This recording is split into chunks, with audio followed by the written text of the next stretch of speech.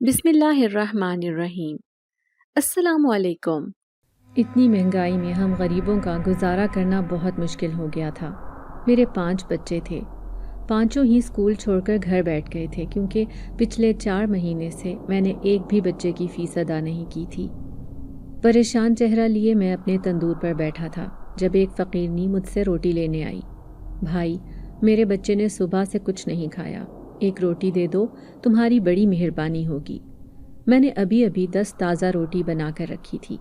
غصہ تو آیا، ویسے ہی کام دھندا بالکل نہیں چل رہا، اوپر سے یہ مانگنے آ گئی ہے۔ لیکن دل پر پتھر رکھ کر سوچا کہ ایک روٹی سے کیا ہوتا ہے، اگر کسی کے بچے کا پیٹ بھر جائے گا تو مجھے دعا ہی ملے گی۔ یہی سوچ کر اس کے ہاتھ پر روٹی رکھ دی۔ روٹی دیکھ کر اس کی آنکھوں میں چمک پیدا ہوئی اور وہ مجھے دعائیں دیتی ہوئی چلی گئی۔ میں اداس آنکھوں سے گاہک آنے کا انتظار کر رہا تھا جب اچانک ہی میری نظر سامنے رکھی ایک چیز پر پڑی۔ میرے پیروں تلے سے زمین نکل گئی۔ میں پاگلوں کی طرح اس فقیرنی کو ادھر ادھر تلاش کرنے لگا، لیکن اس کا دور دور تک کوئی نام و نشان نہیں تھا۔ اب میں سر پکڑے بیٹھا تھا۔ آج میرے ساتھ بڑا عجیب و غریب واقعہ پیش آیا تھا۔ شاید کسی کو یقین نہ آئے کہ آج میرے ساتھ کیا ہوا تھا۔ میرا نام پرویز ہے، میں ایک غریب تندور والا ہوں۔ میں اپنے تندور پر روٹیاں بنا کر آج سے نہیں بلکہ پچھلے 15-20 سالوں سے فروخت کر رہا تھا۔ پہلے یہ پیشہ میرے باپ کا تھا۔ باپ کے مرنے کے بعد اپنا تندور میں نے سنبھال لیا تھا۔ گرمی میں میرا کاروبار عروج پر ہوتا کیونکہ اکثر عورتیں گرمی کے موسم میں روٹیاں بنانے سے کتراتی ہیں۔ پہلے میری دکان پر 4 ملازم کام کرتے تھے کیونکہ کاروبار بہت اچھے طریقے سے چل رہا تھا۔ میں سستے داموں پر آٹا مل سے اٹھا لاتا اور پھر روٹی کی صورت میں انہیں فروخت کرتا تھا۔ یوں مجھے دگنا منافع حاصل ہو جاتا تھا۔ لیکن جب سے مہنگائی ہوئی تھی، آٹا بھی بہت زیادہ مہنگا ہو گیا تھا۔ دھیرے دھیرے میرا کاروبار ختم ہوتا ہوتا اب آخری نہج پر پہنچ چکا تھا۔ ایسے لگ رہا تھا جیسے میرا تندور کبھی بھی بند ہو جائے گا۔ پچھلے 4-5 مہینے سے گھر کے حالات ایسے ہو چکے تھے کہ اب کوئی آس، کوئی امید نہیں بچی تھی۔ بیوی کا رکھا ہوا سارا زیور جو وہ بیچاری میکے سے لے کر آئی تھی اور جو اس نے اپنی بیٹیوں کے لیے سنبھال کر رکھا ہوا تھا، وہ بھی میں نے اپنے تندور میں لگا دیا۔ لیکن پھر بھی میرے حالات بہتر نہ ہوئے۔ میری بیوی بڑی صابر و شاکر عورت تھی۔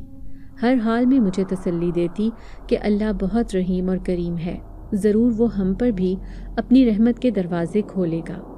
لیکن میں مایوسی کی انتہا پر پہنچا ہوا تھا۔ قیامت تو جب ٹوٹ پڑی جب پتہ چلا کہ میرے 5 بچوں کو اسکول والوں نے اسکول سے نکال دیا ہے۔ ان کے لٹکے چہرے دیکھ کر میں بہت پریشان ہو گیا تھا۔ آج بھی پریشان چہرہ لیے میں تندور پر ہی بیٹھا تھا۔ کہیں سے کوئی آس، کوئی امید نہیں بچی تھی۔ ملازموں کو بھی میں نے ایک ایک کر کے اپنی دکان سے نکال دیا تھا۔ ظاہر ہے کہ گھر میں کھانے کے پیسے نہ بچے تھے تو میں ان کی تنخواہ کے پیسے کہاں سے لاتا۔ بات بے بات اب مجھے غصہ آنے لگا تھا۔ کبھی کبھی ایسے لگتا کہ میں شدید ذہنی اذیت کا شکار ہو گیا ہوں۔ آج بھی میں مایوس چہرہ لیے گھر واپس لوٹا تھا۔ بچے اس امید پر رہتے کہ شاید میں ان کے اسکول کا مسئلہ حل کر پاؤں۔ اسکول میں فیس ادا ہو جاتی تو وہ اسکول جانا شروع کر دیتے، لیکن ابھی میرے پاس پیسے تھے ہی نہیں۔ جمع پونجی جو تھی وہ سب ختم ہو چکی تھی۔ عشاء کی نماز پڑھنے میں مسجد آیا تھا۔ جب سب لوگ نماز پڑھ کر مسجد سے چلے گئے، لیکن میں اداس اپنے رب کے حضور دل ہی دل میں فریاد کرنے لگا کہ خدایا غیب سے میری مدد کرے۔ آخر انسان کس سے شکوہ شکایت کر سکتا ہے سوائے اپنے رب کے، جو سب کے دلوں کا حال جانتا ہے۔ میں اداس بیٹھا تھا جب اچانک ہی کسی نے میرے سر پر ہاتھ رکھا۔ میں بری طرح چونک گیا۔ وہ امام مسجد تھے جو بڑے پیار سے کہنے لگے، کیا بات ہے بیٹا، کیوں پریشان ہو؟ میں آزردہ لہجے میں کہنے لگا، امام صاحب بس گھر کے حالات کی وجہ سے ہی پریشان بیٹھا ہوں۔ سارا کاروبار تباہ ہو گیا ہے۔ لگتا ہے کہ اپنے باپ کی آخری نشانی اس دکان کو بند کرنا پڑے گا۔ امام مسجد یہاں کے بہت پرانے رہنے والے تھے، وہ سب کے حالات جانتے تھے۔ پھر وہ کہنے لگے، بیٹا اس خدا کو یاد کیا کرو جو سب کو رزق بانٹتا ہے، وہ ضرور تمہارے لیے بھی رزق کے دروازے کھولے گا، وہ ساری پریشانیاں حل کر دے گا، بس پابندی سے نماز پڑھا کرو اور اللہ سے دعا کیا کرو۔ میں یہ سن کر شرمندہ ہو گیا۔ ہاں، کبھی کبھار تو میں نماز پڑھ لیتا تھا، لیکن 5 وقت کی نماز پڑھنا تو کب سے میں نے چھوڑ دیا تھا۔ لیکن امام مسجد کی باتوں نے میرے دل پر گہرا اثر کیا اور میں اب 5 وقت کی نماز پڑھنے مسجد آنے لگا۔ آج بھی تندور پر بیٹھا تھا جب میں نے آٹا دیکھا، وہ ختم ہونے پہ تھا۔ اس کا مطلب ہے کہ مجھے دکان بھی بند کرنی پڑے گی۔ یہ سوچ کر میں بری طرح پریشان ہو گیا۔ پھر امام مسجد کی بات یاد آئی کہ جب بھی پریشان ہوں تو اس اللہ سے مدد مانگا کرو۔ اب میں دل ہی دل میں اپنی پریشانی کا ذکر خدا سے کر رہا تھا جب سامنے سے آتی وہ بوڑھی فقیرنی نظر آئی۔ وہ اب ہر روز ہی میری دکان پر 1 روٹی لینے آتی تھی۔ نہ جانے میں اس کے چہرے پر موجود اداسی اور بھوک دیکھ کر کبھی اسے منع ہی نہیں کر پاتا تھا، حالانکہ میری خود کی دکان بند ہونے والی تھی، لیکن پھر بھی میں اسے روزانہ روٹی دیتا تھا۔ روٹی پا کر اسے دیکھ کر ایسے لگتا جیسے اسے دنیا جہان کی دولت مل گئی ہو۔ وہ بڑی خوشی خوشی روٹی لے کر چلی جاتی تھی۔ یوں تو وہ پورے 1 مہینے سے میری دکان پر آ رہی تھی، لیکن پھر بھی میرے دل میں تجسس ہوتا کہ آخر وہ روٹی کس کے لیے لے کر جاتی ہے، کیونکہ وہ خود تو یہ روٹی کھاتی ہی نہیں تھی۔ ہاں، اپنے پاس موجود تھیلے میں ڈال کر نہ جانے کس کے لیے لے کر جاتی تھی۔ ایک بار دکان بند کر کے گھر کی طرف جا رہا تھا جب راستے میں مجھے یہی فقیرنی نظر آئی، پیدل ہی پیدل اپنی دھن میں چلی جا رہی تھی۔ اب میں نے اس کا پیچھا کرنا شروع کیا۔ پھر میری حیرت کی انتہا نہ رہی، کیونکہ یہ بستی کی بالکل سنسان اور ویران جگہ پر آ گئی تھی۔ یہاں پر سالوں پرانا ایک ٹوٹا پھوٹا سا گھر تھا۔ اس طرف تو کوئی آتا جاتا بھی نہیں تھا۔ تو کیا یہ فقیرنی اپنے بچوں کے ساتھ یہاں رہتی ہے؟ مجھے بہت ترس آیا۔ جیسے ہی وہ اندر گئی تو میں بھی اس کے پیچھے پیچھے اندر چلا گیا۔ کمرے کا دروازہ تو بالکل ہی ٹوٹ گیا تھا، لیکن سامنے موجود ایک دروازہ ہل رہا تھا۔ اس کا مطلب تھا کہ یہ کمرے میں ہی بیٹھی ہیں۔ جیسے ہی میں اندر گیا تو میرے پیروں تلے سے زمین نکل گئی۔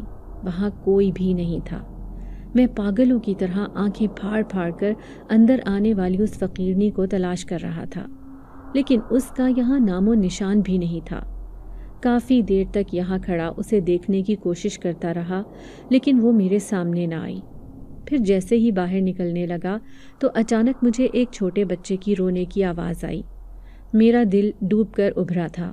کوئی چھوٹا بچہ جو بہت پریشان ہے، وہ یہیں کہیں موجود ہے۔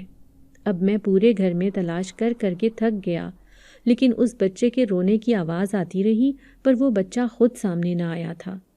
اب میں سر تھام کر رہ گیا۔ یہ کوئی خواب دیکھ رہا ہوں یا حقیقت ہے؟ اس عورت کو میں نے خود اس گھر میں داخل ہوتے ہوئے دیکھا تھا، اور ساتھ ہی اس بچے کے رونے کی مسلسل آوازیں میں اپنے کانوں سے سن رہا تھا، لیکن دونوں کا یہاں نام و نشان بھی نہیں تھا۔ کافی دیر تک میں انتظار کرتا رہا، لیکن ان میں سے کوئی بھی میرے سامنے نہیں آیا تھا۔ اب میں دکان پر واپس چلا آیا۔ بار بار سوچنے لگا کہ کل اگر وہ فقیرنی میری دکان پر آئی تو میں اس سے پوچھوں گا ضرور کہ وہ آخر اس گھر میں رہتی ہے تو مجھے دیکھ کر کہاں غائب ہو گئی تھی۔ دوسرے دن میں پوری شدت سے اس کا انتظار کر رہا تھا، تبھی وہ سامنے سے آتی ہوئی دکھائی دی۔ مجھے بھی چند سوال اس سے پوچھنے تھے، اس لیے میں خوش ہو گیا کہ اچھا ہوا یہ میرے سامنے آ گئی ہے۔ میں نے دیکھا وہ کچھ الجھن کا شکار تھی۔ جھجکتے ہوئے مجھ سے روٹی مانگنے لگی۔ میں غصے سے کہنے لگا، تم رہتی کہاں ہو؟ مجھے دیکھ کر چھپنے کی کیا ضرورت تھی؟ میں تو تمہاری مدد کرنے آیا تھا۔ میری بات سن کر وہ حیران رہ گئی، کہنے لگی، صاحب جی کیسی باتیں کرتے ہیں؟ میں نے تو آپ کو دیکھا بھی نہیں تھا۔ کیا آپ نے میرا پیچھا کیا تھا؟ اب اس کے چہرے پر ایک خوف تھا۔ میں غصے سے کہنے لگا، ہاں، تم اپنے بچے کو لے کر کہاں چلی گئی تھی؟ میں تمہارے پیچھے پیچھے اس گھر تک آیا تھا۔ تمہارا بچہ اتنا چھوٹا ہے، آخر اسے اکیلا چھوڑ کر کیوں آتی ہو؟ اب میں اسے ڈانٹتے ہوئے کہہ رہا تھا۔ پھر وہ مایوسی سے کہنے لگی، کیا کروں، لاوارث اور بے آسرا ہوں، بچے کو اکیلے ہی پال رہی ہوں۔ اس کا باپ جب واپس آ جائے گا تو اسے لے کر اپنے گاؤں چلی جاؤں گی۔ اب میں حیران رہ گیا، پھر کہنے لگا کہ اس کا باپ کہاں ہے؟ تو وہ اداسی سے کہنے لگی، پہلے میں بھی ایک عزت بھری زندگی گزار رہی تھی، لیکن غربت نے مجھے مانگنے پر مجبور کیا۔ میرا شوہر بہت اچھا تھا، بہت خیال کرنے والا، میرے بچے سے تو بہت پیار کرتا تھا، لیکن پھر اچانک نہ جانے کہاں چلا گیا۔ لاپتہ ہو گیا ہے، لیکن جب واپس آئے گا تو میں اس کے ساتھ وہیں چلی جاؤں گی جہاں پر میں پہلے رہتی تھی۔ وہ اپنی پوری کہانی سنا رہی تھی۔ پھر میں نے روزانہ کی طرح اس کے ہاتھ پر ایک روٹی رکھ دی، جسے لے کر وہ خوشی خوشی چلی گئی۔ اب میں نے دوبارہ اس کی جاسوسی نہ کرنے کا فیصلہ کیا تھا۔ پھر اس شام گھر واپس گیا تو بیوی پریشانی سے کہنے لگی، بچے بہت مایوس ہوتے جا رہے ہیں، دوسروں کو اسکول جاتے ہوئے دیکھتے ہیں تو میرا دل ڈوب جاتا ہے۔ کیا ہمارے بچے اب زندگی بھر اسکول نہیں جائیں گے؟ وہ رو دینے کو تھی۔ ظاہر ہے ماں اپنا تو ہر چیز برداشت کر لیتی ہے، لیکن اپنی اولاد کا نہیں، اور میری بیوی اور میں تو اپنے بچوں سے اپنی جان سے بھی زیادہ پیار کرتے تھے۔ میں اسے تسلی دیتے ہوئے کہنے لگا، اللہ ہی کوئی سبب بنائے گا، رب کی ذات سے مایوس نہیں ہوتے۔ دیکھو، اگر تم ایسی باتیں کرو گی تو پھر مجھے حوصلہ کون دے گا؟ ہم دونوں ہی ایک دوسرے کا سہارا تھے۔ میری بات سن کر وہ خاموش ہو گئی۔ کئی دن گزر گئے۔ پہلے تو وہ عورت روزانہ ہی روٹی لینے تندور پر آ جاتی تھی، لیکن کئی دن سے اس نے آنا چھوڑ دیا۔ ویسے بھی میرا دھندا بالکل ختم ہو کر رہ گیا تھا۔ ایسے لگ رہا تھا کہ جیسے آج نہیں تو کل مجھے اپنی دکان بند کرنا پڑے گی۔ اب میں کوئی مزدوری وغیرہ کرنے کا سوچ رہا تھا۔ سوچ بھی نہیں سکتا تھا کہ زندگی میں ایسے حالات ہو جائیں گے کہ ایک دن مجھے اپنی دکان بند کرنی پڑے گی۔ بچے بھی مایوسی کی انتہا پر پہنچے ہوئے تھے، اس لیے میں نے اپنی بیوی اور بچوں کو کچھ دن کے لیے ان کی نانی کے ہاں ایک گاؤں میں بھیج دیا۔ پوری رات میں اکیلا پڑا رہتا۔ سوچیں اس قدر شدت سے حملہ آور ہوتی کہ ایسے لگتا جیسے کبھی بھی میرے حالات نہیں بدلیں گے۔ لوگ شدید مایوسی کی کیفیت میں خودکشی تک کرنے پر مجبور ہو جاتے ہیں۔ اس وقت میری بھی ایسی ہی حالت ہو رہی تھی، لیکن میں امام صاحب کی ہدایت پر پابندی سے مسجد جا رہا تھا۔ 5 وقت نماز ادا کرتا اور فارغ وقت میں قرآن پاک پڑھنے کی کوشش کرتا تھا تاکہ میرا دھیان دوسری طرف نہ جائے۔ اب تو رشتہ دار، یار، دوست بھی مجھ سے پیچھا چھڑانے لگے تھے۔ ظاہر ہے کہ غربت میں انسان کا ساتھ دینے والا کون ہوتا ہے؟ ہاں، اگر ایک اچھی بیوی مل جائے تو یہ خدا کی طرف سے ایک قیمتی نعمت ہوتی ہے، اور میری بیوی میرے ساتھ ہر حال میں صبر و شکر کر کے گزارا کر رہی تھی۔ پھر ایک دن گاؤں سے بیوی کا فون آیا۔ وہ مجھے کہنے لگی کہ بچے بہت تنگ کر رہے ہیں، وہ یہاں آ کر بیمار ہو گئے ہیں، واپس گھر آنا چاہتے ہیں۔ میں نے اسے کہا کہ اللہ کا نام لو اور انہیں یہاں لے آؤ۔ میں نے کچھ مزدوری لگا کر پیسے جمع کیے تھے، ان سے ہی گھر میں تھوڑا بہت راشن ڈلوا لیا۔ میں نے خود کے کپڑے انتہائی بوسیدہ اور پرانے لگ رہے تھے۔ اگر گھر کے حالات ٹھیک ہوتے تبھی تو میں اپنی حالت پر توجہ دیتا۔ اس وقت تو میں کسی فقیر سے کم نہیں لگ رہا تھا۔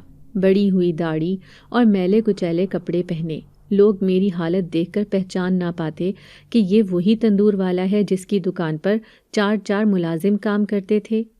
لیکن کہتے ہیں نا کہ وقت اور حالات ایک جیسے نہیں رہتے، شاید میرے ساتھ بھی ایسا ہی ہوا تھا۔ اب بچے گھر واپس آ گئے تھے۔ ایک ہفتہ تو جیسے تیسے گزر گیا۔ ایک طرف تو محلے پڑوس کی عورتیں آ کر بیوی سے پوچھتی کہ تمہارے گھر کے حالات ایسے کیوں ہو گئے، بچے اسکول کیوں نہیں جا رہے تھے۔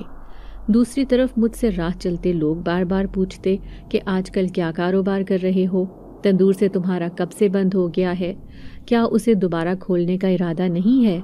آخر تم نے اتنے سال کام کیا، کچھ تو سرمایہ جمع کر کے رکھ دیا ہوگا۔ ارد گرد موجود لوگ حوصلہ دینے والے نہیں بلکہ حوصلہ گرانے والے تھے۔ ایک دن پریشان ہو کر نہر کنارے چلا گیا۔ دل چاہ رہا تھا کہ اسی میں چھلانگ لگا کر اپنی زندگی کا خاتمہ کر لوں، لیکن پھر بار بار بیوی بچوں کا خیال آتا۔ اگر انہیں ایسی حالت میں چھوڑ کر جاؤں گا تو پھر شاید میرے پیچھے وہ بھی اپنی زندگیاں ختم کر لیں۔ ابھی پریشان چہرہ لیے بیٹھا ہی تھا جب میرے برابر میں دھیرے سے کوئی آ کر بیٹھ گیا۔ وہ میرا ہی ہم عمر ایک نوجوان آدمی تھا۔ کیا ہوا دوست، کیوں پریشان ہو؟ وہ میرا چہرہ دیکھ کر کہنے لگا۔ پہلی دفعہ کسی نے اتنے نرم لہجے میں مجھ سے میرے دل کا حال پوچھا تھا۔ میں ویسے ہی مایوسی کی انتہا پر پہنچا ہوا تھا۔ بہت اداس لہجے میں کہنے لگا، بس زندگی سے پریشان ہوں۔ خود تو شاید میں روکھی سوکھی کھا کر زندگی گزار لیتا، لیکن آج کل گھر کے حالات ایسے ہیں کہ واپس گھر بھی نہیں جا سکتا۔ اس لیے سوچ رہا ہوں کہ اسی پانی میں ڈوب کر اپنی جان دے دوں۔ میں پانی کی لہروں پر نظر جمائے سنجیدگی سے کہہ رہا تھا۔ تبھی اس نے میرے کندھے پر ہاتھ رکھا اور کہنے لگا، تمہاری دکان بند ہو گئی، کاروبار ٹھپ ہو گیا۔ مجھے معلوم ہے کہ تم آج کل اپنے حالات کی وجہ سے کتنے پریشان ہو۔ میں اسے دیکھ کر حیران رہ گیا۔ بھلا وہ آدمی کیسے یہ راز جان سکتا تھا؟ کیونکہ میں آج اسے پہلی بار دیکھ رہا تھا۔ پھر مجھے الجھن کا شکار دیکھ کر وہ کہنے لگا، گھبراؤ مت، میں تمہارے بارے میں سب کچھ جانتا ہوں، آج سے نہیں بلکہ بہت دنوں سے۔ ویسے میں تمہاری مدد کرنے آیا ہوں۔ کیا تم اپنی زندگی بدلنا چاہتے ہو؟ میں نے ہاں میں سر ہلایا تو وہ کہنے لگا، ٹھیک ہے، میں تمہیں ایک ایسا عمل بتاؤں گا جس کے کرنے سے تمہارے حالات اتنی تیزی سے بدلیں گے کہ تمہیں یقین نہیں آئے گا اور تم مجھے دعا دو گے۔ اس کی آنکھوں میں کوئی گہرا راز چھپا ہوا تھا۔ میں نے فوراً ہی کہا، کیوں نہیں، میں ہر وہ کام کرنے کے لیے تیار ہوں جس سے میرے حالات بدلیں۔ اس نے میرے کندھے پر ہاتھ رکھ کر تسلی دی اور کہنے لگا، ٹھیک ہے، میں وہ عمل تمہیں بتاتا ہوں۔ یہ عمل تم نے پورے 7 دن تک کرنا ہے۔ روزانہ رات کے 12 بجے 7 دفعہ سورج جن پڑھ کر ایک روٹی پر دم کرنا ہے۔ اس روٹی کو وہاں رکھ دینا جہاں پر تمہیں لگے کہ یہاں پر جنات آباد ہیں۔ یہ میرا آزمایا ہوا نسخہ ہے۔ اگر جنات تم سے خوش ہو گئے تو وہ تمہاری اتنی چپکے سے مدد کریں گے کہ تمہیں خود بھی پتہ نہیں چلے گا کہ تمہاری مدد کس نے کی ہے۔ میں حیران پریشان رہ گیا تھا۔ پھر میں پریشانی سے کہنے لگا، یہ عمل تو میں کر سکتا ہوں، لیکن مجھے کیسے پتہ چلے گا کہ ہماری کس بستی میں کون سی جگہ ایسی ہے جہاں پر جنات آباد ہیں؟ وہ میری بات سن کر مسکرایا اور کہنے لگا، یہ بات تمہیں نہیں لیکن مجھے معلوم ہے۔ تمہاری بستی کے سب سے آخری گھر میں، جو بالکل ٹوٹا پھوٹا اور ویران سا ہے، اس گھر میں کئی جنات آباد ہیں، لیکن وہ لوگوں کے سامنے نہیں آتے۔ وہ صرف رات کو ہی وہاں پر ظاہر ہوتے ہیں۔ دن کے وقت وہاں سناٹا چھایا رہتا ہے۔ وہ میری آنکھوں میں دیکھتا ہوا کہہ رہا تھا۔ مجھے یقین ہو گیا کہ وہ بالکل سچ کہہ رہا ہے۔ اس بات سے تو میں بھی واقف تھا، اور پھر جس طرح اس دن اس گھر سے بچے کے رونے کی آواز آئی تھی اور وہ عورت خود بخود غائب ہو گئی تھی، اسے دیکھ کر تو مجھے اور بھی شک ہو گیا تھا کہ ضرور وہاں پر کوئی آسیب وغیرہ آباد ہے۔ تبھی اس نے میرے کندھے پر ہاتھ رکھ کر تسلی دی اور کہنے لگا، اب میں پورے 7 دن بعد تم سے ملاقات کرنے آؤں گا۔ اگر تمہارا کام نہیں ہوا تو تم دوبارہ اپنی زندگی میں میری شکل نہ دیکھنا، لیکن اگر کام ہو گیا تو ضرور مجھے دعا دینا۔ وہ بڑا نرم مزاج انسان تھا۔ یہ کہہ کر وہ دور جنگل میں جا کر غائب ہو گیا، جبکہ میں حیرت سے بس اس کی باتوں پر غور ہی کرتا رہ گیا۔ لیکن خیر، اپنے حالات بدلنے کے لیے مجھے ہر وہ کام کرنا تھا جہاں پر مجھے تھوڑی سی بھی امید ہو کہ میرے حالات بدل سکتے ہیں۔ اب میں گھر آ گیا تھا، لیکن میری زندگی میں ایک بڑی تبدیلی آ گئی تھی۔ اب میں ایک نئے عزم کے ساتھ اپنی زندگی دوبارہ شروع کرنے والا تھا۔ بیوی بھی میرے مطمئن رویے پر حیران رہ گئی۔ پھر وہ کہنے لگی کہ کیا کوئی پیسوں کا بندوبست ہو گیا ہے؟ کیونکہ آپ کے چہرے کا اطمینان بتاتا ہے کہ ہماری پریشانی دور ہونے والی ہے۔ پھر میں اسے کہنے لگا، یہ تو مجھے نہیں معلوم کہ پریشانی دور ہوگی یا نہیں، ہاں لیکن ایک آس، ایک امید ضرور نظر آئی ہے۔ یہ کام تھوڑا مشکل ہے لیکن مجھے بہت بڑا کام کرنا ہے۔ میری بیوی مجھ سے پوچھتی رہ گئی، لیکن میں نے اسے کوئی بات بھی نہ بتائی۔ اب جو کرنا تھا مجھے اکیلے ہی کرنا تھا، اور سب سے چھپ کر، کیونکہ اس آدمی نے مجھے سختی سے تاکید کی تھی کہ یہ میرے اور تمہارے درمیان ہی بات رہے گی، اس بات میں کوئی تیسرا شامل نہ ہونے پائے، اور مجھے اس کی یہ بات پوری کرنی تھی۔ پھر جیسے ہی گھر میں سب بچے سو گئے، بیوی بھی گہری نیند سو گئی، تب میں اکیلا رات گئے تک جاگتا رہا۔ چپکے سے اٹھا، وضو کیا، ایک روٹی لی اور اوپر چھت پر چلا آیا۔ 7 دفعہ سورج جن پڑی۔ اس سارے وقت میں مجھے اپنے آس پاس عجیب و غریب سا احساس ہوا تھا۔ ایسے لگ رہا تھا جیسے وہ مخلوق میرے پاس ہی بیٹھی ہے۔ اب مجھے کچھ خوف بھی محسوس ہو رہا تھا، لیکن میں اتنا پریشان تھا کہ خوف مجھ پر حاوی نہ ہو سکا۔ پھر جیسے ہی عمل ختم ہوا، میں چپکے سے گھر سے نکلا تھا، اسی گھر کی تلاش میں گلیوں میں گھومنے لگا۔ روٹی میں نے اپنے ہاتھ میں ہی رکھ لی تھی۔ اب میرا رخ اسی گھر کی طرف تھا جہاں سے اس دن مجھے بچے کے رونے کی آواز آئی تھی۔ جیسے ہی اس گھر کے اندر آیا تو وہاں پر ایک صندوق رکھا تھا۔ میں نے چپ چاپ کپڑے میں لپٹی روٹی وہیں پر رکھی اور اس گھر سے باہر نکل آیا۔ ایسے لگ رہا تھا جیسے کوئی مسلسل میرا پیچھا کر رہا ہو۔ لیکن بار بار یہ سوچ کر میں اپنے آپ کو اس وہم سے دور کر لیتا کہ ظاہر ہے کہ میں جن کے لیے یہ کام کر رہا ہوں وہ ایسی ہی مخلوق ہے، وہ کسی کے سامنے ظاہر نہیں ہوتی، ہاں لیکن اپنی موجودگی کا احساس ضرور دلاتی ہے۔ اب میں گھر آ کر سو گیا۔ دوسرے دن بھی روکھی سوکھی کھا کر اپنا اور بیوی بچوں کا پیٹ بھر لیا تھا۔ اپنی بیوی کو میں نے سختی سے منع کیا کہ محلے پڑوس کی کوئی عورت اگر آئے تو اسے زیادہ منہ لگانے کی ضرورت نہیں، کیونکہ لوگ بھی ایسے ہوتے ہیں جو آپ کی پریشانی میں اضافہ ہی کرتے ہیں، نہ کہ کچھ تسلی دے کر اسے دور کرنے کی کوشش کریں۔ ہاں ایسے چبھتے ہوئے سوال ضرور کرتے ہیں جو سیدھے انسان کے دل پر جا کر لگیں۔ بیوی اب بچوں کو بھی گلی میں نہیں کھیلنے دیتی تھی، کیونکہ وہ دوسرے بچوں کو کھاتے پیتے کھیلتے کودتے دیکھ کر پھر اسی چیز کی خواہش کا اظہار کرتے تھے۔ ہماری زندگی بہت محدود ہو کر رہ گئی تھی۔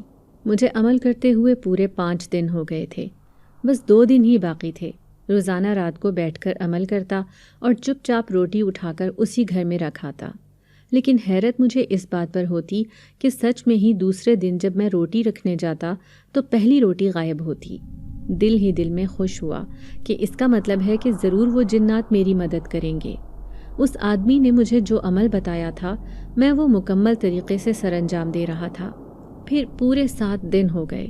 آج میرا آخری دن تھا۔ دوسری صبح خوشی خوشی میں اپنے گھر میں بیٹھ کر کسی مدد کا انتظار کر رہا تھا، لیکن شام ہو گئی۔ مجھ پر شدید مایوسی طاری ہو گئی۔ میرے سامنے کوئی بھی نہیں آیا تھا۔ اب مجھے غصہ بھی آیا۔ پھر میں اس آدمی کی تلاش میں نہر کنارے پہنچ گیا۔ میں اس سے پوچھنا چاہتا تھا کہ اس نے مجھ سے جھوٹ کیوں بولا اور یہ جھوٹا عمل کیوں کروایا۔ جنات نے تو میری کوئی مدد نہیں کی، میں ہی پاگلوں کی طرح مسلسل 7 دن سے یہ خطرناک عمل کر رہا تھا۔ کافی دیر تک میں اس کا انتظار کرتا رہا، لیکن وہ میرے سامنے نہ آیا۔ پھر میں سمجھ گیا کہ یہ سوائے ایک دھوکے کے کچھ بھی نہیں تھا۔ اب مغرب کا وقت ہو چلا تھا۔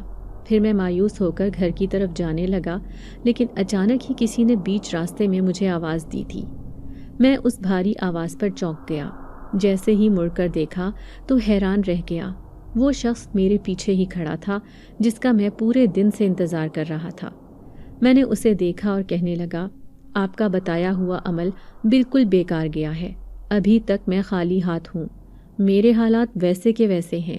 تبھی اس نے کندھے پر ہاتھ رکھ کر مجھے تسلی دی اور کہنے لگا، فکر مت کرو، حالات بس بدلنے ہی والے ہیں، تم تھوڑا صبر کرو، کل جاتے ہی اپنی دکان کھول کر بیٹھ جانا اور بس اپنا کام شروع کر دو۔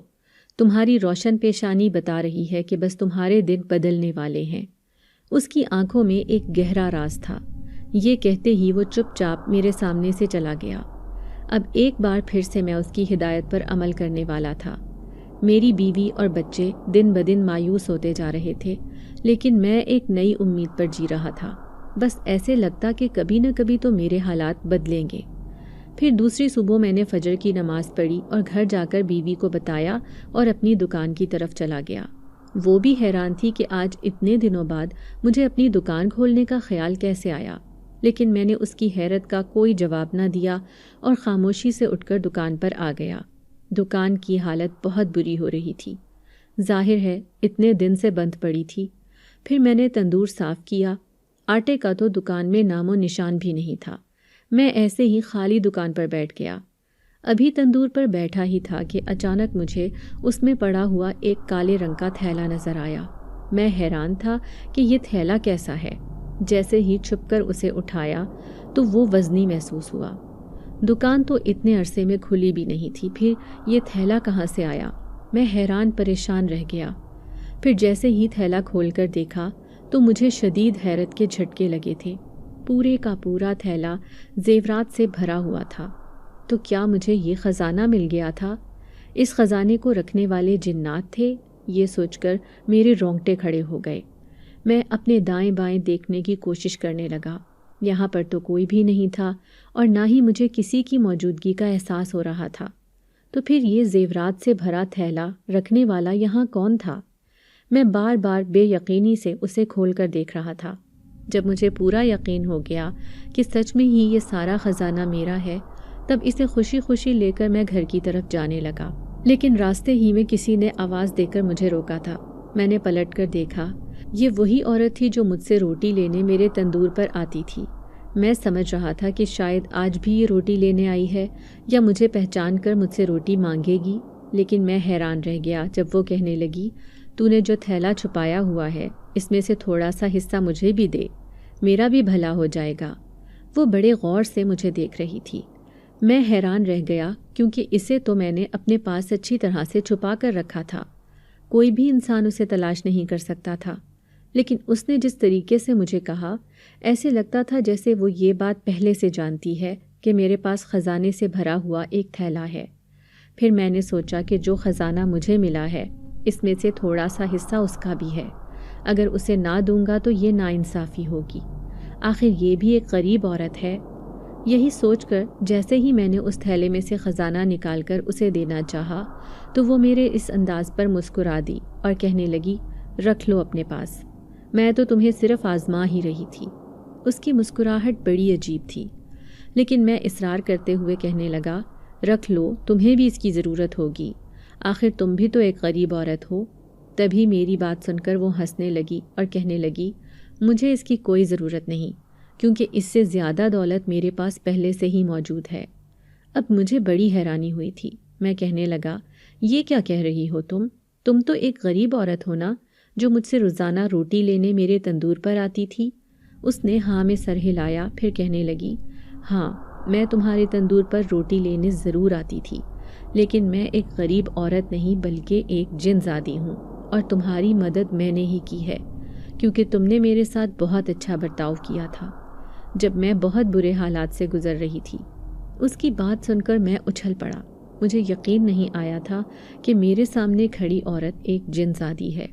وہ مجھے ڈرتے ہوئے دیکھ کر کہنے لگی، گھبراؤ مت، میں ایک نیک جن زادی ہوں، کبھی کسی کے ساتھ برا سلوک نہیں کرتی۔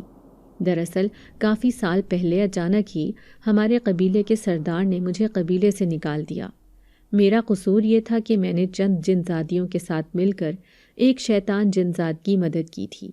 میں جانتی بھی نہیں تھی کہ وہ شیطان جن زاد جو سردار کا برا چاہتا ہے، وہ خود سردار کی جگہ پر قبیلے کی سرداری حاصل کرنا چاہتا تھا، لیکن میں مسلسل اس کی مدد کرتی رہی، یہ جانے بغیر کہ وہ میری پیٹھ میں چھرا گھونپ رہا ہے۔ پھر جیسے ہی سردار کو یہ بات پتہ چلی تو اس نے ساری جن زادیوں کو اپنے قبیلے سے نکال دیا، میں بھی ان میں شامل تھی۔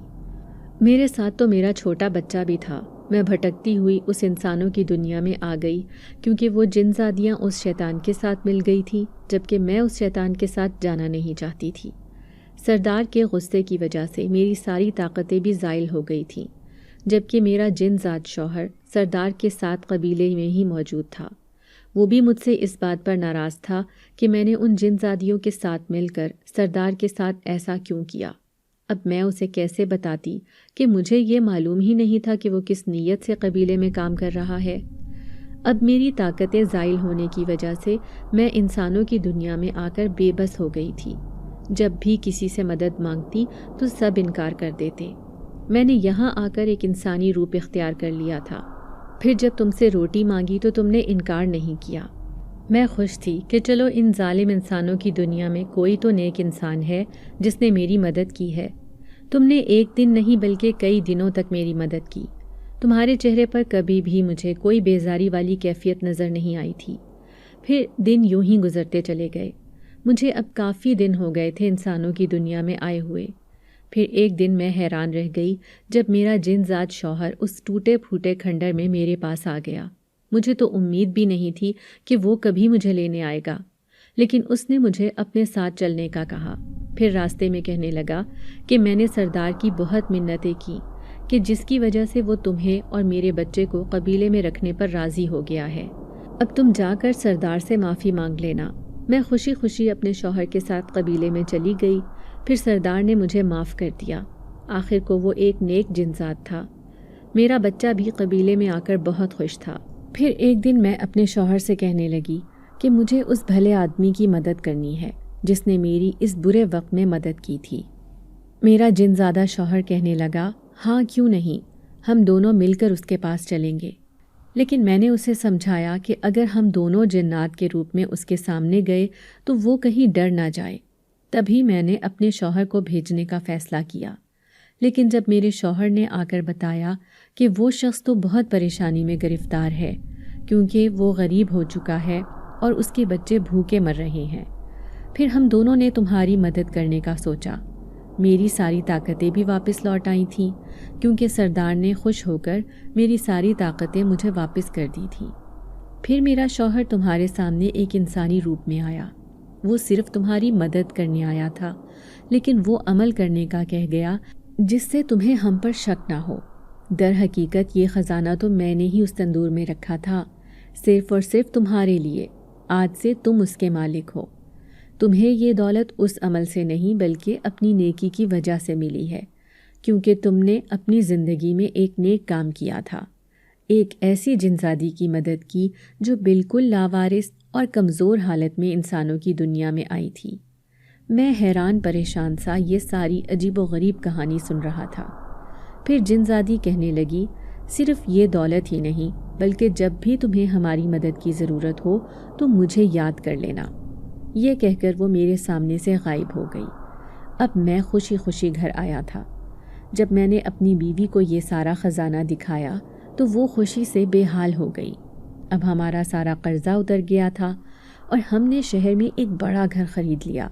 بچے پھر سے اسکول جانے لگے تھے، لیکن پرانے اسکول میں نہیں بلکہ شہر کے اچھے اسکول میں تعلیم حاصل کرنے لگے۔ پھر میں نے تندور کھولنے کی بجائے ایک ہوٹل کھولنے کا فیصلہ کیا۔ میں چاہتا تھا کہ میرے ہوٹل پر ہر قسم کی روٹی تیار ہو، جس میں نان، روٹی، چپاتی، غرض کے 11 قسم کی مختلف روٹیاں میرے ہوٹل پر تیار ہونے لگیں۔ اب وہ یار دوست جو مجھ سے پیچھا چھڑانے لگے تھے دھیرے دھیرے قریب آنے لگے، رشتہ دار بھی آنے جانے لگے تھے۔ وہ مجھ سے میری دولت کا راز پوچھنا چاہتے تھے، لیکن میں نے کسی کو کچھ نہیں بتایا۔ میں نہیں چاہتا تھا کہ میں جن زادی کا راز کسی کے سامنے ظاہر کروں اور وہ مجھ سے ناراض ہو جائے۔ اس شہر میں 2 نان بھائی تھے۔ اب انہوں نے میری شہرت سنی تو وہ مجھ سے حسد کرنے لگے۔ وہ چاہتے تھے کہ کسی طرح میری دکان بند ہو جائے، کیونکہ مجھے بڑی بڑی شادیوں کے آرڈرز ملنے لگے تھے۔ میں ایک دن میں ہزاروں نہیں بلکہ لاکھوں کمانے لگا تھا۔ اب میں نے اپنی دکان پر 2-4 نہیں بلکہ پورے 15 ملازم رکھے ہوئے تھے۔ پورے شہر میں میری دکان کی دھوم دھام تھی۔ پھر میں نہیں جانتا کہ کون سے ملازم نے ایک بڑی سازش رچی۔ مجھے شہر کے سب سے امیر بزنس مین کی بیٹی کی شادی کا آرڈر آیا، جس میں مجھے 10 مختلف قسم کے نان تیار کرنے تھے۔ میں نے ملازموں کو خاص ہدایت کی کہ کوئی بھی کمی بیشی نہیں ہونی چاہیے، لیکن نہیں جانتا تھا کہ ایک ملازم کے اندر لالچ اور شیطانیت گھس گئی ہے۔ وہ دراصل دوسرے نان بائی کے ساتھ مل گیا تھا اور مجھے بدنام کرنا چاہتا تھا۔ اس نے نان کے اندر خمیر زیادہ ملا دیا، جس کی وجہ سے ان کا ذائقہ بالکل ہی بیکار ہو گیا تھا۔ شادی میں سارا کھانا چلا گیا، لیکن مجھے نہیں پتہ چلا کہ نان بالکل بیکار بنے تھے۔ لیکن کہتے ہیں نا کہ قسمت اچھی ہو تو کوئی بھی بازی نہیں پلٹ سکتا، اور ایسا ہی میرے ساتھ ہوا تھا۔ جیسے ہی نان شادی میں گئے تو مہمانوں سے پہلے ہی اس مالک نے وہ نان چکھنے شروع کر دیے۔ جیسے ہی اس نے سارے نان چکھے تو وہ ذائقے میں بالکل ہی بیکار لگے۔ وہ غصے سے آگ بگولا ہو کر سارا کھانا واپس دکان پر لے آیا اور میرے سامنے پھینک کر کہنے لگا کہ یہ دیکھو، تم نے میری بیٹی کی شادی میں ایسا کھانا بھیجا ہے، یہ تو بالکل بھی مہمانوں کے سامنے رکھنے کے قابل نہیں ہے۔ جب میں نے نان کھا کر دیکھے تو میں بری طرح سے پریشان ہو گیا۔ پھر غصے سے سارے ملازموں کو اپنے سامنے کھڑا کر دیا۔ ایک ملازم جو دوسرے نان بائی کے ساتھ ملا ہوا تھا، وہ بار بار اپنے ہاتھ مسل رہا تھا۔ میں سمجھ گیا کہ یہ ساری کارستانی اس کی ہے، لیکن میں نے اس امیر آدمی کے سامنے اس غریب لڑکے کو کچھ نہ کہا۔ دل میں خیال آیا کہ ضرور اس کی کوئی مجبوری رہی ہوگی، تبھی تو اس نے اس نان بائی کی باتوں میں آ کر میرے ساتھ یہ کیا۔ حالانکہ میں تو اس لڑکے کو بہت عزت دیتا تھا، کیونکہ اس کا تعلق ایک غریب گھر سے تھا۔ میں نے غریبی کا دکھ جھیلا ہے، اس لیے کسی بھی غریب انسان کو دیکھ کر میں اپنا وقت یاد کرتا ہوں۔ اس لیے میں نے اسے کچھ نہیں کہا، بلکہ میں اس سے کہنے لگا کہ بس آپ 1 گھنٹہ انتظار کریں، میں فوراً ہی اس کو تبدیل کرتا ہوں۔ تو وہ بڑبڑاتے ہوئے کہنے لگا، بھلا 1 گھنٹے میں یہ سب کیسے ہوگا؟ لوگ 200-300 نہیں بلکہ 1000 ہیں۔ کیا تم 1000 بندے کا کھانا 1 گھنٹے میں تیار کر لو گے؟ میں اس سے کہنے لگا کہ آپ اطمینان رکھیں، کھانا تیار کرنے کی ذمہ داری میرے سر ہے۔ تبھی ایک لڑکا اس کے جانے کے بعد میرے پاس آیا اور کہنے لگا، مالک اتنی جلدی کیسے ہوگا یہ سب؟ یہ ضرور اس فراز کی کارستانی ہے، میں نے خود اسے شہر کے اس نان بائی کی دکان پر جاتے دیکھا ہے۔ میں اسے سمجھاتے ہوئے کہنے لگا کہ ابھی یہ وقت ایسی باتیں کرنے کا نہیں ہے، اب کیا کرنا ہے آگے ہمیں یہی سوچنا ہے۔ اب میں خود اپنے ماضی کی طرح جلدی جلدی نان تیار کرنے لگا، لیکن اکیلے میرے بس کی بات نہیں تھی۔ میں ملازموں کو جلدی جلدی کرنے کا کہہ رہا تھا کہ میرے ساتھ نان تیار کرواؤ، لیکن میں حیران رہ گیا جب میں نے اپنے پیچھے آدمیوں کی بہت بڑی فوج دیکھی۔ وہ سب کے سب میری مدد کر رہے تھے۔ میں نہیں جانتا تھا کہ وہ کون ہیں، وہ سب میرے لیے اجنبی تھے۔ میں حیران پریشان کبھی اپنا کام کرتا تو کبھی ان کے اوپر نظر رکھنے کی کوشش کرتا۔ سمجھ ہی نہیں آ رہی تھی کہ اتنے سب لوگ کہاں سے آ گئے ہیں۔ میرے ملازم بھی کام کر رہے تھے اور وہ اجنبی بھی، اور میں بھی۔ ہم سب نے مل کر صرف 1 گھنٹے کے اندر اندر سارے نان تیار کر لیے تھے۔ پھر آدھے گھنٹے کے اندر یہ نان ہال میں پہنچ چکے تھے جہاں پر اس امیر آدمی کی بیٹی کی شادی تھی۔ اس امیر آدمی نے نان کھا کر دیکھے تو تعریف کرتے ہوئے کہنے لگا، میں نے یوں ہی تو تمہارے ہوٹل سے آرڈر نہیں کیا تھا، تمہارے نان کا ذائقہ سب سے الگ ہے۔ وہ تعریف کرتے ہوئے کہنے لگا۔ میں بھی ان کا شکریہ ادا کرتے ہوئے دکان پر لوٹ آیا۔ میں بہت حیران ہوا تھا کہ آخر میری مدد کرنے والے وہ سارے اجنبی کون تھے جو صرف مجھے ہی دکھائی دے رہے تھے؟ کہیں وہ جنات تو نہیں تھے؟ یہ خیال آتے ہی مجھے اس جن زادی کی یاد آئی تھی۔ پھر میں رات کے 3 بجے ہوٹل بند کر کے گھر کی طرف جا رہا تھا جب مجھے اپنے پیچھے قدموں کے چلنے کی آواز سنائی دی۔ میں جوں ہی پلٹا تو ایک چادر اوڑھے عورت میرے پیچھے کھڑی تھی۔ میں اسے پہچان گیا، یہ وہی جن زادی تھی۔ مجھے یوں گھبراتے ہوئے دیکھ کر کہنے لگی، ڈرو مت، میں آج تمہیں یہ بتانے آئی ہوں کہ جس طرح پہلے میں نے تمہاری مدد کی تھی، آج بھی میں تمہاری پریشانی میں تمہارے ساتھ کھڑی ہوں، اس لیے کبھی بھی اپنی مشکلوں سے گھبرانے کی ضرورت نہیں۔ میں نے اس کا شکریہ ادا کیا تو وہ کہنے لگی، بس تم سے ایک چھوٹا سا کام ہے، اگر وہ کام پورا کر دو تو تمہاری بڑی مہربانی ہوگی۔ میں اس سے کہنے لگا، کیسا کام؟ تو وہ کہنے لگی، دراصل پرسوں ہمارے سردار کی شادی ہے اور میں چاہتی ہوں کہ وہ شادی کا کھانا تم اپنے ہوٹل سے دو تاکہ سردار مجھ سے خوش ہو جائے، کیونکہ جس طرح سے وہ مجھ سے ناراض ہوا تھا اس دن کے بعد سے میں سردار سے بات چیت کرنے میں جھجک محسوس کرتی ہوں۔ اگر اس کی بیٹی کی شادی میں کھانا شاندار ہوا تو وہ مجھ سے خوش ہو جائے گا۔ اس نے کھانے کی ذمہ داری میرے شوہر کو سونپی ہے۔ اب تم شہر بھر سے اس ہوٹل کا انتخاب کرنا جو سب سے لذیذ کھانا بناتا ہے، اور شادی کے نان تمہارے ہوٹل کے ہوں گے۔ میں چاہتی ہوں کہ سردار کی بیٹی کا کھانا ایسا ہو جو قبیلے کے کسی جن زاد نے کبھی نہ کھایا ہو۔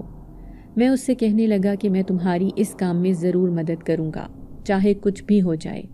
میں پرسوں ایسا لذیذ کھانا پکواؤں گا جو سب لوگ تمہاری تعریف کرنے پر مجبور ہو جائیں گے۔ یہ سن کر وہ بہت خوش نظر آئی تھی۔ پھر مجھے پرسوں آنے کا کہہ کر وہ میرے سامنے سے غائب ہو گئی۔ اب میں خوشی خوشی گھر لوٹ گیا۔ جا کر ساری کہانی بیوی کو سنائی تو وہ بڑی حیران ہو گئی۔ کہنے لگی، آپ کے اوپر تو وہ بہت مہربان ہو گئے ہیں، جبھی تو بار بار آپ کی مدد کرنے پہنچ جاتے ہیں۔ واقعی میری چھوٹی سی نیکی نے مجھے آج یہ دن دکھایا تھا۔ پھر دوسرے دن میں شہر بھر میں گھومتا رہا اور ایسے ہوٹل میں گیا جہاں کا کھانا بہت مشہور تھا۔ پھر میں نے سارے کھانے کے آرڈر دیے۔ میں جانتا تھا کہ گوشت سب سے لذیذ پکوان ہوتا ہے اور میں سارے کھانے میں گوشت شامل کروا رہا تھا۔ لوگ بار بار مجھ سے پوچھتے کہ آپ کی تو کوئی بیٹی بھی ابھی جوان نہیں ہے، تو پھر اتنا کھانا کیوں بنوا رہے ہیں؟ لیکن میں یہ راز کسی کو نہیں بتانا چاہتا تھا کہ یہ کھانا ایک سردار جنات کی بیٹی کی شادی کا کھانا ہے جو دوسری دنیا کی ہے، لیکن اس کی شادی بہت شاندار ہونی چاہیے۔ یہی سوچ کر میں کھانے میں کوئی کمی بیشی نہیں رکھنا چاہتا تھا۔ پھر میں نے ہوٹل کے ملازموں کو حکم دیا کہ سب سے ذائقے دار نان اس شادی کے لیے تیار کیے جائیں۔ وہ بھی اس بات سے انجان تھے، یہ راز صرف مجھے ہی معلوم تھا کہ نان کس لیے تیار ہو رہے ہیں۔ پھر میں نے اس ملازم کو بھی اچھی طرح سے سمجھا دیا جس نے میرے ساتھ دغا کیا تھا۔ میں اسے کہنے لگا، دیکھو، اگر تم میرے ہوٹل پر کام کرتے رہے تو کبھی نہ کبھی زندگی میں تمہاری ترقی کے چانسز بھی بڑھ جائیں گے، لیکن اگر دوسروں کی باتوں میں آ کر اپنا مستقبل برباد کرنا چاہتے ہو تو مجھے کوئی فرق نہیں پڑتا۔ اب یا تو میرے ساتھ وفادار رہو یا پھر اس کے ساتھ۔ اس نے مجھ سے معافی مانگ لی تھی اور آئندہ کسی کی بھی باتوں پر نہ چلنے کا وعدہ کیا۔ پھر ٹھیک 2 دن کی محنت کے بعد آخر کار شادی کا کھانا تیار ہو گیا تھا۔ اب اتنا زیادہ کھانا اس جگہ پر پہنچانا اتنا آسان بھی نہیں تھا۔ میں آدھی رات کو جنزادی کا انتظار کرنے لگا۔ تبھی وہ اپنے ساتھ کئی جنزاد کو لے کر آئی تھی جو سارا کھانا اٹھا کر اپنے قبیلے میں لے گئے۔ اب میں بھی اپنا ہوٹل بند کر کے گھر چلا گیا تھا۔ آدھی رات کو اچانک ہی مجھے اپنے آس پاس سرگوشی سنائی دینے لگی۔ جیسے ہی میں چونک کر اٹھا تو حیران رہ گیا۔ وہ جنزادی میرے سامنے کھڑی تھی، پھر جلدی سے کہنے لگی، تمہیں سردار نے یاد کیا ہے، وہ تم سے ملنا چاہتا ہے کیونکہ تمہارا بنایا ہوا کھانا اتنا لذیذ تھا کہ سب لوگ تعریف کیے بنا نہ رہ سکے۔ اس نے سارے جنزادوں کے سامنے بلا کر میری تعریف کی۔ اب تم میرے ساتھ چلو، سردار تمہارا منتظر ہے۔ آدھی رات کا وقت تھا، میرے بیوی بچے گہری نیند سوئے ہوئے تھے۔ میں خاموشی سے اٹھا اور جنزادی کے ہمراہ اس کے قبیلے میں چلا گیا۔ وہاں تو ایک الگ ہی منظر تھا۔ سب نے خوبصورت لباس پہنے ہوئے تھے، شادیانے بجائے جا رہے تھے، گویا سردار کی بیٹی کی رخصتی کا وقت ہونے والا تھا۔ پھر جب میں سردار کے سامنے گیا تو وہ کہنے لگا، تم نے تو آج کمال کر دیا۔ میری بیٹی کے سسرال والے جو دوسرے قبیلے کے جنات ہیں، کھانا کھا کر وہ بہت خوش ہوئے تھے۔ تم نے آج میری عزت بڑھا دی، اس لیے میں تمہیں انعام دینا چاہتا ہوں۔